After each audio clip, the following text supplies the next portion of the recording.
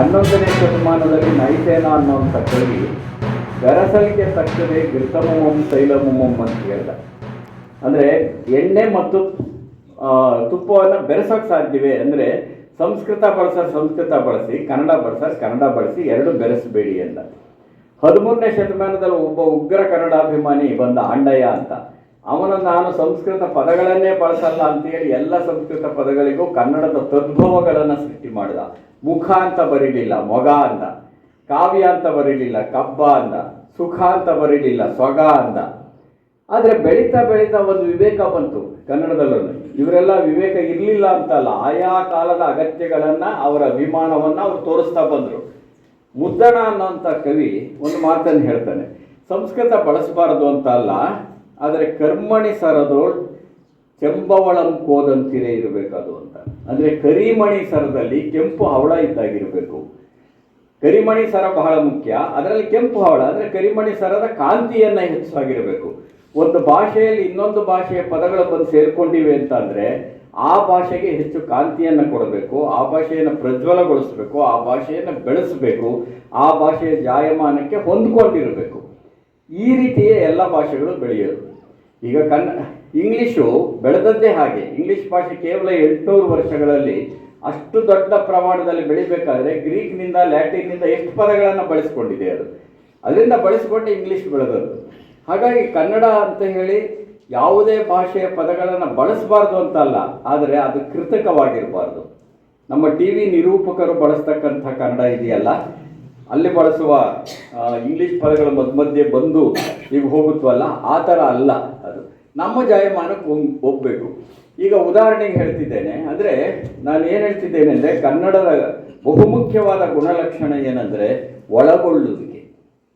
ಒಳಗೊಳ್ಳುವಿಕೆಯಿಂದಲೇ ಒಂದು ಭಾಷೆ ಬೆಳೆಯುತ್ತೆ ಯಾವತ್ತೂ. ಅದು ಗುಣಾತ್ಮಕವಾದದ್ದು ಅಂತ ಭಾವಿಸ್ಕೊಳ್ಬೇಕು. ಒಳಗೊಳ್ಳುವಿಕೆ ಅದನ್ನು ನಮ್ಮ ಜನ ತನ್ನದನ್ನಾಗಿ ಮಾಡ್ಕೋತಾರೆ. ಯಾವುದು ಜನಸಾಮಾನ್ಯರಿಗೂ ಒಬ್ಬ ಅನಕ್ಷರಸ್ಥನಿಗೂ ಅರ್ಥವಾಗುತ್ತೋ ಅದೇ ನಿಜವಾದ ಕನ್ನಡ ನನ್ನ ಅಭಿಪ್ರಾಯದಲ್ಲಿ. ನೀವು ಸುಮ್ಮನೆ ಅಲ್ಪ ಪ್ರಾಣ ಮಹಾಪ್ರಾಣ ಎಲ್ಲ ನಾವು ಬರವಣಿಗೆಯಲ್ಲಿ ಯೋಚಿಸಬೇಕು. ಮಾತಾಡುವಾಗ ಪ್ರಾಣ ಇದ್ದರೆ ಸಾಕು, ಅಲ್ಪವೋ ಮಹಾನೋ. ಮಾತಾಡುವಾಗ ಪ್ರಾಣ ಇರಬೇಕಷ್ಟೇ ನಮಗೆ. ಆದರೆ ಬರಿಬೇಕಾದ್ರೆ ಅವನ್ನೆಲ್ಲ ಬಳಸಬೇಕು.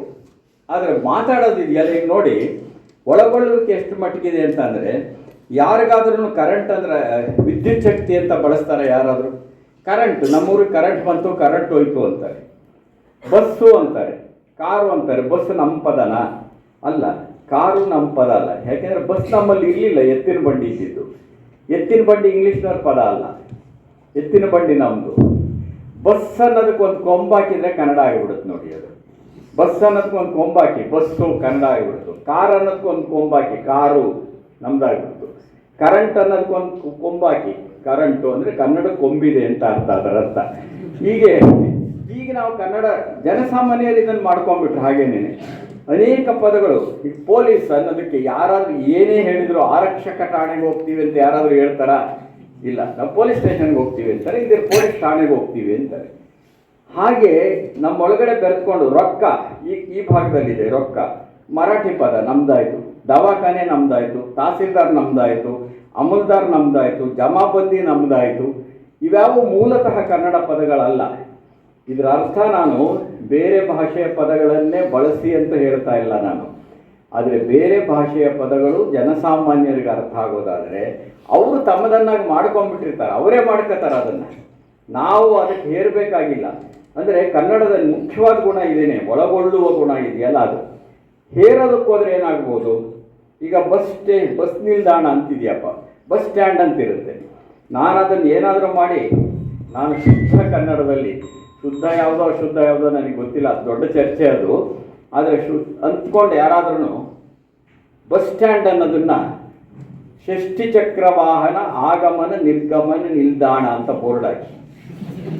ಯಾಕೆಂದರೆ ಬಸ್ಗೆ ಷಷ್ಠಿ ಚಕ್ರ, 6 ಚಕ್ರಗಳು.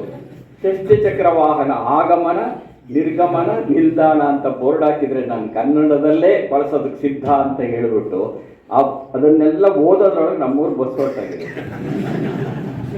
ಅದ್ರ ಬದಲು ಬಸ್ ನಿಲ್ದಾಣ ಅನ್ನಿ.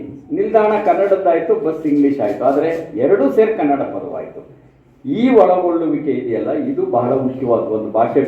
ಕನ್ನಡವನ್ನು ಬೆಳೆಸಿದ್ದು ಇನ್ನೊಂದು ಕನ್ನಡ ಇದೆಯಲ್ಲ, ಕನ್ನಡವನ್ನು ಕಟ್ಟಿದವರು ಒಂದು ಜಾತಿಗೆ ಸೇರಿದವರಲ್ಲ, ಒಂದು ಧರ್ಮಕ್ಕೆ ಸೇರಿದವರಲ್ಲ. ಇದನ್ನು ನಾವು ಅರ್ಥ ಮಾಡ್ಕೋಬೇಕು. ಅದರೊಳಗೂ ಇವತ್ತಿನ ಸನ್ನಿವೇಶದ ಒಳಗಡೆ ಕನ್ನಡದ ಕಟ್ಟಿದವರು ಯಾರು? ಕಿಟ್ಟಲ್ ಕನ್ನಡದ ನಿಘಂಟನ್ನು ಕೊಟ್ಟರು. ಫ್ಲೀಟು E.P. ರೈಸ್ ಕನ್ನಡದ ಶಾಸನಗಳನ್ನು, ಎಪಿಗ್ರಾಫಿ ಆಫ್ ಕರ್ನಾಟಕ ಅನ್ನುವಂಥ ಬೃಹತ್ ಗ್ರಂಥಗಳಲ್ಲಿ ಇಡೀ ಕರ್ನಾಟಕವನ್ನು ಸುತ್ತಿ ಕರ್ನಾಟಕದ ಶಾಸನಗಳನ್ನೆಲ್ಲ ಅವರು ಒಂದು ಕಡೆ ಕೊಟ್ಟರು. ಮೊದಲು ಕನ್ನಡ ಸಾಹಿತ್ಯ ಚರಿತ್ರೆ ಬರೆದವರು ಯಾರು? ಅವರು ಹೊರಗಡೆಯವರೇ ಆಗಿದ್ದರು. ಇನ್ನು ಕನ್ನಡಕ್ಕೆ ಬನ್ನಿ, ಶಿಶುನಾಳ್ ಶರೀಫ್ರು ಇದ್ದಾರೆ, ಇನ್ನೊಂದು ಕಡೆ ನಾಡಿಸೋಜ ಇದ್ದಾರೆ, ಸಾರಾ ಅಬೂಬ್ಕರ್ ಇದ್ದಾರೆ, ಈ ಥರ ಬೋಳುವಾರ್ ಮೊಹಮ್ಮದ್ ಇದ್ದಾರೆ. ಇನ್ನೊಂದು ಕಡೆ ಬಂದರೆ ವೈದೇಹಿ, ಅನುಪಮ ನಿರಂಜನ, ಈ ಥರ ನಾನು ಹೇಳ್ತಾ ಹೋಗ್ಬೋದು. ಅವರು ಯಾರು ಒಂದು ಜಾತಿಯವರಲ್ಲ, ಒಂದು ಧರ್ಮದವರಲ್ಲ. ನೂರಾರು ಜನ ಜೈನರು ಕನ್ನಡವನ್ನು ಕಟ್ಟಿದರು, ವಚನಕಾರರು ಕನ್ನಡವನ್ನು ಕಟ್ಟಿದರು, ದಾಸರು ಕನ್ನಡವನ್ನು ಕಟ್ಟಿದರು, ಮಹಮ್ಮದೀಯರು ಕಟ್ಟಿದರು, ಲಿಂಗಾಯತರು ಕಟ್ಟಿದರು, ಅಂದರೆ ವಚನಕಾರರು ಕಟ್ಟಿದರು. ಹೀಗೆ ನೋಡಿ ಎಲ್ಲ ಧರ್ಮದವರು, ಎಲ್ಲ ಜಾತಿಯವರು ಕಟ್ಟಿ ಬೆಳೆಸಿದ್ದು ಕನ್ನಡ. ಹಾಗಾಗಿ ಕನ್ನಡ ಜಾತ್ಯತೀತ ಕನ್ನಡ. ಅದು ನಿಜವಾಗಿ ಕನ್ನಡ ಇದೆಯಲ್ಲ, ಜಾತ್ಯತೀತ ಕನ್ನಡವಾಗಿ ಬೆಳೆದದ್ದು. ಅದಷ್ಟೇ ಅಲ್ಲ, ಆ ಅಂಶವನ್ನು, ಆಶಯವನ್ನು ತನ್ನ ಒಳಗಡೆ ಸೇರಿಸ್ಕೊಂಡಿದೆ ಕನ್ನಡ.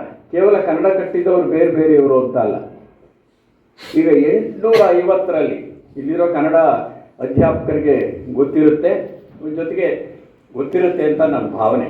ಇಲ್ಲಿ ನಾನು ಅಂಥ ಪ್ರದೇಶದಿಂದ ಬಂದಂಥವರು, ಇಲ್ಲಿರೋರು ಅಂಥ ಪ್ರದೇಶದಿಂದ ಬಂದಿರ್ಬೋದು. ಅಂದರೆ ನಾವು ಎಲ್ಲಿರ್ತೇವೆ, ಎಲ್ಲಿ ಬೆಳೆದಿರ್ತೇವೆ, ಅದು ಕರ್ನಾಟಕವೇನೇನೆ.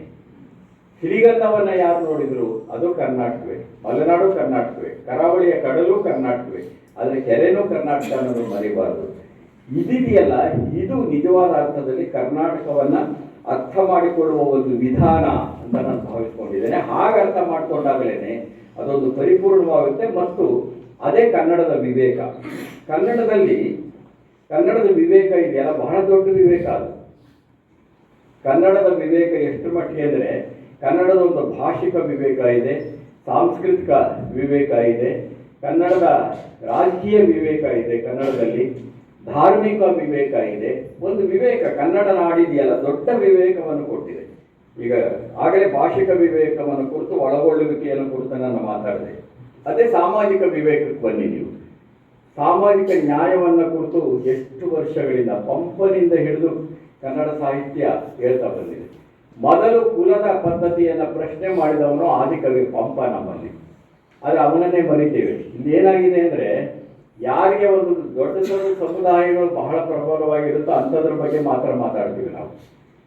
ಗಾಂಧಿ ಬಗ್ಗೆ ಮಾತಾಡಲ್ಲ, ನೆಹರು ಬಗ್ಗೆ ಮಾತಾಡಲ್ಲ, ಯಾಕೆಂದರೆ ಅವ್ರನ್ನ ಬೈದರು ಯಾರು ಕೇಳೋದಿಲ್ಲ. ಸೊ ಅಂದರೆ ಆ ಥರದೊಂದು ಸನ್ನಿವೇಶ ಸೃಷ್ಟಿಯಾಗಿದೆ ಇಲ್ಲಿ. ಮೊದಲು ಕುಲದ ಪ್ರಶ್ನೆಯನ್ನು ಎತ್ತಿದ ಅವರು, ವಚನಕಾರರು ಕುಲದ ಪ್ರಶ್ನೆಯನ್ನು ಎತ್ತಿದ್ರು, ಕುಮಾರವ್ಯಾಸ ಕುಲದ ಪ್ರಶ್ನೆಯನ್ನು ಎತ್ತಿದ.